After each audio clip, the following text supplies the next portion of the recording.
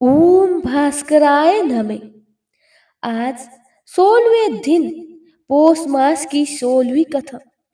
गणेश जी की महिमा और उनकी स्तुति एवं पूजा का फल। श्री नारायण जी नारद से कहते हैं, इसकी बात एक दिन व्यास जी के शिष्य महामुनि संजय ने अपने गुरुदेव को प्रणाम करके प्रश्न किया। संजय ने पूछा, गुरुदेव, आप मुझे देवताओं को पूजने का सुनिश्चित कर्म बतलाइए। प्रतिदिन पूजा में सबसे पहले किसका पूजन करना चाहिए? व्यास जी बोले, संजय, विघ्नों को दूर करने के लिए सर्वप्रथम गणेश जी की पूजा करनी चाहिए। पार्वती देवी ने पूर्व काल में भगवान शंकर जी के सहयोग से कार्तिकेय और गणेश जी नामक के दो पुत्रों को जन्म दिया। उन दोनों को देखकर देवताओं को पार्वती जी पर बड़ी ही श्रद्धा हुई और उन्होंने अमृत से तैयार किया हुआ एक दिव्य मोदक लड्डू पार्वती जी के हाथ में दे दिया। मोदक देखकर दोनों बालक माता से मांगने लगे। तब पार्वती देवी विस्मित होकर पुत्रों से बोली, मैं पहले इसके गुणों का वर्णन करती हूँ, तुम दोनों सावधान होकर सुनो। इस मोदक के सूंघने मात्र से ही अमर तत्व प्राप्त होता है। जो इसे सूंघता है या खाता है वह संपूर्ण शास्त्रों का मर्म ज्ञानी, सब तंत्रों में प्रवीण, लेखक, चित्रकार, विद्वान, ज्ञान विज्ञान के तत्व को जान लेने वाला और सर्वज्ञ होता है। इसमें तनिक भी संदेह नहीं है।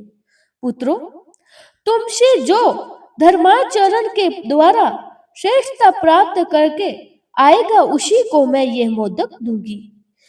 तुम्हारे पिता की यही इच्छा है। माता के मुख से ऐसी बात सुनकर परम चतुर कार्तिकेय मयूर पर आरूढ़ हो गए और तुरंत ही त्रिलोकी के तीर्थों की यात्रा के लिए निकल पड़े। उन्होंने मुहूर्त भर में सब तीर्थों में स्नान कर लिया। इधर लंबोदर धारी गणेश जी स्कंद से भी बढ़कर बुद्धिमान निकले। वे माता पिता की परिक्रमा करके बड़ी प्रसन्नता के साथ पिताजी के सम्मुख खड़े हो गए। फिर स्कंद भी आकर पिता के सामने खड़े हुए और बोले, मुझे मोदक चाहिए और दे दीजिए। तब पार्वती जी दोनों पुत्रों की ओर देखकर कहा, समस्त तीर्थों में किया हुआ स्नान, संपूर्ण देवताओं को किया हुआ नमस्कार, सब यज्ञों का अनुष्ठान तथा सब प्रकार के व्रत, मंत्र, योग और संयम का पालन, ये सभी साधन माता पिता के पूजन के 16वें अंश के बराबर भी नहीं हो सकता है। इसीलिए यह गणेश सैकड़ों पुत्रों और सैकड़ों गणों से भी बढ़कर है। अतः देवताओं का बनाया हुआ यह मोदक मैं गणेश को ही अर्पण करती हूँ। माता पिता की भक्ति के कारण ही इसकी प्रत्येक यज्ञ में सबसे पहले पूजा की जाएगी। महादेव जी बोले, इस गणेश के ही अग्र पूजा से ही संपूर्ण देवता प्रसन्न होंगे। व्यास जी कहते हैं, अतः धीर्ज को उचित है कि वह सब यज्ञों में पहले गणेश जी की ही पूजा करे। ऐसा करने से उन यज्ञों का फल कोटि कोटि गुना अधिक होगा। संपूर्ण देवी देवताओं का कथन भी यही है। देवादि देवी पार्वती ने सर्व गुणदायक पवित्र मोदक गणेश जी को दे दिया तथा बड़ी ही प्रसन्नता के साथ संपूर्ण देवताओं के सामने ही उन्होंने समस्त गणों का अधिपति बना दिया। इसीलिए विस्तृत यज्ञ, स्तोत्र पाठ तथा नित्य पूजन में भी सबसे पहले गणेश जी की पूजा करके ही मनुष्य संपूर्ण सिद्धियों को प्राप्त कर सकता है। चतुर्थी को दिन भर उपवास करके श्री गणेश जी का पूजन करें और रात में अन्न ग्रहण करें। गणेश जी की स्तुति इस प्रकार करनी चाहिए, श्री गणेश जी आपको नमस्कार है। आप संपूर्ण विधानों की शांति करने वाले हैं। आपको उमा को आनंद प्रदान करने वाले परम बुद्धिमान प्रभु, भव सागर से मेरा उद्धार कीजिए। आप भगवान शंकर को आनंदित करने वाले हैं, अपना ध्यान कराने वाले, ज्ञान और विज्ञान प्रदान करते हैं। विघ्न राज, आज संपूर्ण दैत्यों के एकमात्र सहायक है, आपको नमस्कार है। आप सबको प्रसन्नता और लक्ष्मी देने वाले हैं, संपूर्ण यज्ञों के एकमात्र रक्षक तथा सब प्रकार के मनोरथ को पूर्ण करने वाले गणपति, मैं प्रेम पूर्वक आपको प्रणाम करता हूँ। जो मनुष्य उपयुक्त भाव के मंत्रों से गणेश जी का पूजन करता है, वह सब पापों से मुक्त होकर स्वर्ग लोक को प्राप्त होता है। अब मैं गणेश जी की 12 नामों का कल्याणमय स्तोत्र सुनाती हूँ। उनकी 12 नाम ये हैं: गणपति, विघ्नराज, लंबटुंड, गजानन, धूमातर, हेरम, एकदंत, गणाधीप, विनायक, चारुकर्ण, पशुपाल और भवात्मज। जो प्रातःकाल उठकर इन 12 नामों का पाठ करता है, संपूर्ण विश्व उसके वश में हो जाते हैं तथा उसे कभी भी विघ्न का सामना नहीं करना पड़ता है। उपनयन, विवाह आदि संपूर्ण मांगलिक कार्यों में जो श्री गणेश जी के पूजन करता है, वह सबको अपने वश में कर लेता है और उसे अक्षय पुण्य की प्राप्ति होती है। जो मनुष्य संपूर्ण यज्ञों के कलशों में घड़ा तत्वा इस मंत्र से श्री गणेश जी का आह्वान करके उनकी पूजा करता है, उसे संपूर्ण सिद्धियां प्राप्त होती है तथा वह स्वर्ग और मोक्ष को भी पा लेता है। विद्वान पुरुषों को चाहिए कि वह मिट्टी की दीवारों में प्रतिभा अथवा चित्र के रूप में पत्थर पर, दरवाजे की लकड़ी में तथा पात्रों में श्री गणेश जी की मूर्ति अंकित करा ले।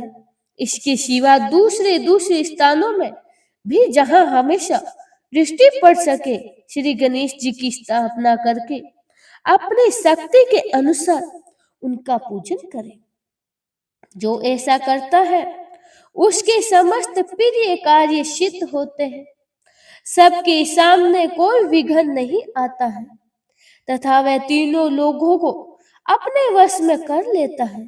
संपूर्ण देवता अपने अभीष्ट सिद्धि के लिए जिनका पूजन करते हैं, समस्त विघ्नों का उच्छेद करने वाले हैं, उन श्री गणेश जी को नमस्कार है।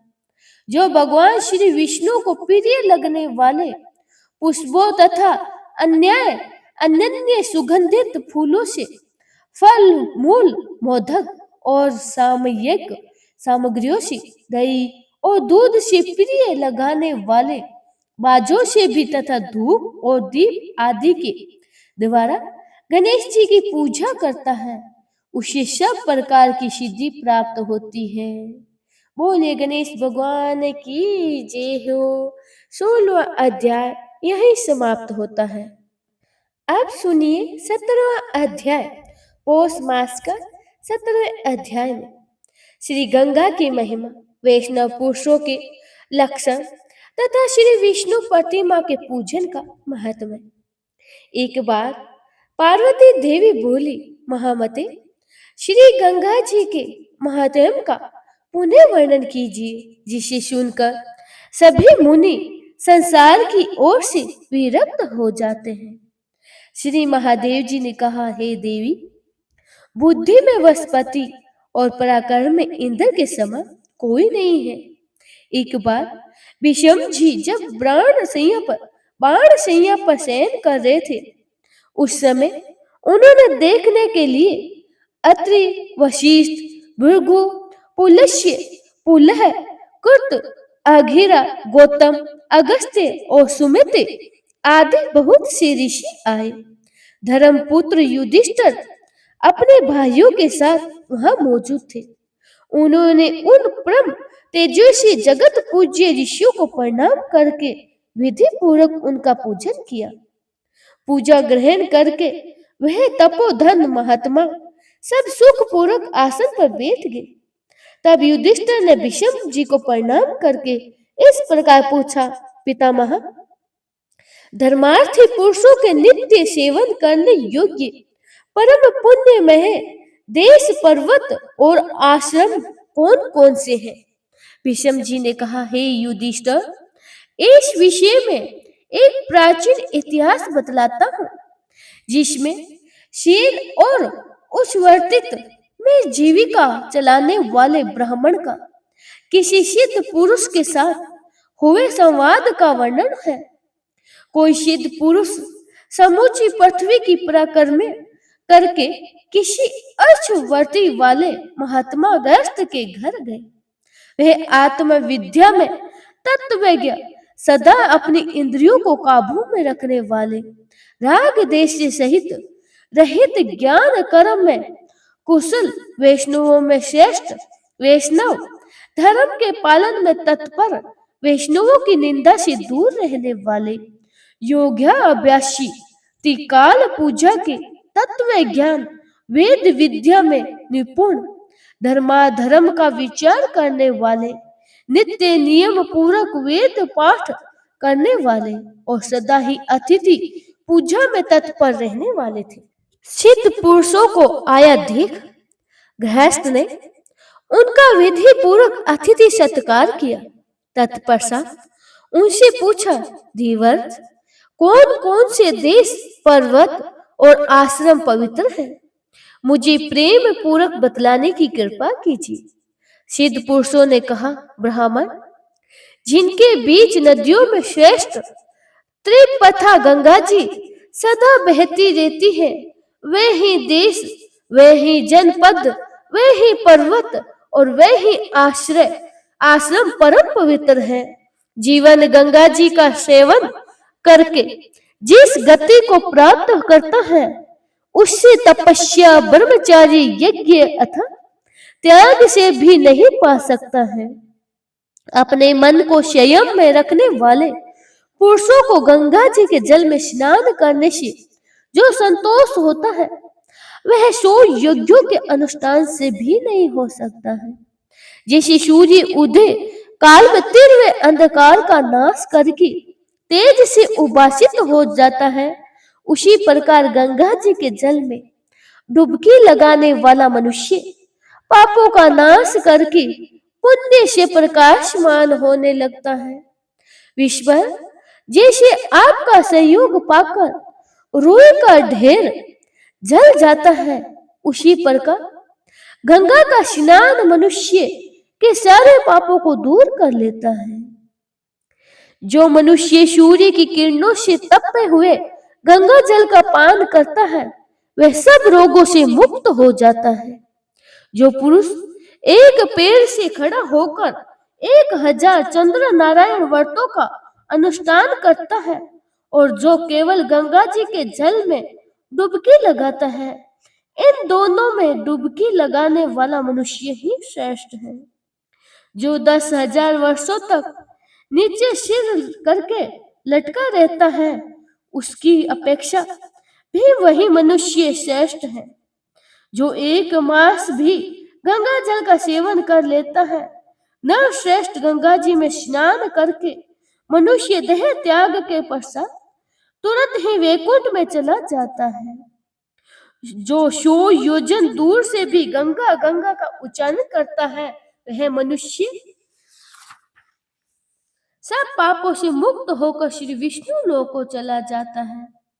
ब्रह्म हत्यारा, गोघाती, शराबी और बाल हत्या करने वाला मनुष्य भी गंगा जी में स्नान करके सब पापों से छूट जाता है और तत्काल ही देवलोक में चला जाता है।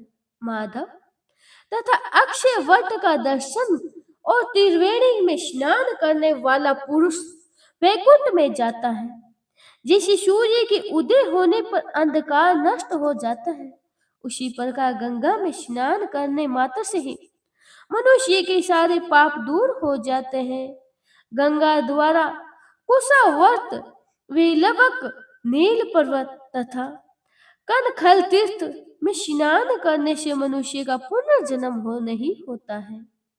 विषम जी कहते हैं, ऐसा जानकर श्रेष्ठ मनुष्य को बारंबार गंगा स्नान करना चाहिए। हे राजन, वहां स्नान करने मात्र से ही मनुष्य पाप से मुक्त हो जाता है। जैसे देवताओं में विष्णु, यज्ञों में अश्वमेघ और समस्त वृक्षों में अश्वत्थ और पिंपल श्रेष्ठ हैं, उसी प्रकार नदियों में भगीरथी गंगा सदा ही सर्वश्रेष्ठ मानी गई है। पार्वती जी ने पूछा, विश्वेश्वर, वैष्णवों का लक्षण कैसा बतलाया गया है तथा उनकी महिमा कैसी है? प्रभु, ये सब बतलाने की कृपा करे, मुझे इनको जानने की बड़ी ही लालसा है। महादेव जी बोले, हे देवी, भक्त पुरुष भगवान विष्णु की वस्तु माना गया है, इसीलिए इसे वैष्णव कहते हैं।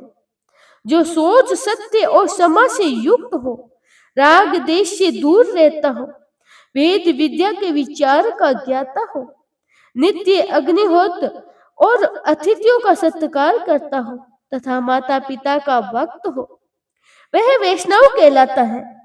जो कंठ में माला धारण करके मुख से सदा श्री राम का नाम उच्चारण करते हैं, भक्ति पूर्वक भगवान की लीलाओं का गान करते हैं, पुराणों के समयवाद अध्याय का में लगे रहते हैं और सर्वधा यज्ञ किया करते हैं, उन मनुष्य को वैष्णव जानना चाहिए। वे सब धर्मों में सम्मानित होते हैं। जो पापाचारी मनुष्य हैं, उन वैष्णवों की निंदा करते हैं, वे मरने पर भी बार बार कुलसित योनियों में पड़े रहते हैं। जो दिवज धातु अथवा मिट्टी की बनी हुई 4 हाथों वाली शोभामयी गोपाल मूर्ति का सदा ही पूजन करते हैं, वे पुण्य के भागी होते हैं। जो ब्राह्मण पत्थर की बनी हुई परम सुंदर रूप वाले श्री कृष्ण प्रतिमा की पूजा करते हैं, वह पुण्य स्वरूप है। जहाँ शालग्राम शिला तथा द्वारका की गोमती चक्रकृत शिला हो और उन दोनों का पूजन किया जाता हो, वहां निसंदेह ही मुक्ति मौजूद हो रहती है। वहां यदि मंत्र द्वारा मूर्ति की स्थापना करके पूजन किया जाता है तो वह पूजन कोटि गुना अधिक पुण्य देने वाला होता है तथा धर्म, अर्थ, काम और मोक्ष प्रदान करने वाला होता है। वहां भगवान जनार्दन की नवेधा भक्ति करनी चाहिए। भक्त पुरुषों को मूर्ति में ही भगवान का ध्यान और पूजन करना चाहिए। संभव हो तो भगवान मूर्ति की रचोमति चित्त उपचारों से पूजा करें तथा उस मूर्ति में दीनों और अनाथों को एकमात्र शरण देने वाले संपूर्ण लोगों के हितकारी एवं बड़े बड़े पातकों का नाश करने वाले सर्वार्थम भगवान अधोयक्ष का नित्य निरंतर स्मरण करे। जो मूर्ति के संबंध में ये गोपाल है, ये साक्षात श्री कृष्ण है, ये श्री रामचंद्र जी है, यो कहता है और इसी भाव से विधि पूर्वक पूजा करता है, वह निश्चय ही भगवान का भक्त है। श्रेष्ठ वैष्णव दिवजों को चाहिए कि वह परम भक्ति के साथ सोना, चांदी, तांबे अथवा पीतल की विष्णु प्रतिमा का भी निर्माण कराए, जिनकी 4 भुजा, 2 नेत्र, हाथों में शंख, चक्र और गदा, शरीर पर पित्त वस्त्र, पीले वस्त्र हो और गले में वनमाला, कानों में वैद्यु मणिक के कुंडल, माथे पे मुकुट और वक्ष स्थल में कौस्तुभमणि दिव्य प्रकाश हो। प्रतिमा भारी और शोभा संपन्न होने वाली चाहिए। फिर वेद शास्त्रों मंत्रों के द्वारा विशेष समारोहित उनकी स्थापना करनी चाहिए। कराकर पीछे शास्त्रों के अनुसार षोडशोपचार के मंत्र आदि द्वारा विधि पूर्वक उनका पूजन करना चाहिए। जगत के स्वामी भगवान विष्णु के पूजित होने पर संपूर्ण देवता की पूजा हो जाती है। अतः इस प्रकार आदि अनंत से रहित शंख चक्र और गदा धारण करने वाले भगवान श्री हरि का पूजन करना चाहिए। वे सर्वस्व पुण्य स्वरूप वैष्णवों को सब कुछ देते हैं। जो शिव की पूजा नहीं करता है और श्री विष्णु की निंदा तत्पर रहता है, उसे निश्चय ही रोरव नरक में निवास करना पड़ता है। मैं ही विष्णु हूँ, मैं ही रुद्र हूँ और मैं ही पितामह ब्रह्मा हूँ। मैं ही सदा सब भूतों पर निवास किया करता हूँ। बोले गजानन भगवान की जय हो। 17वां अध्याय समापन।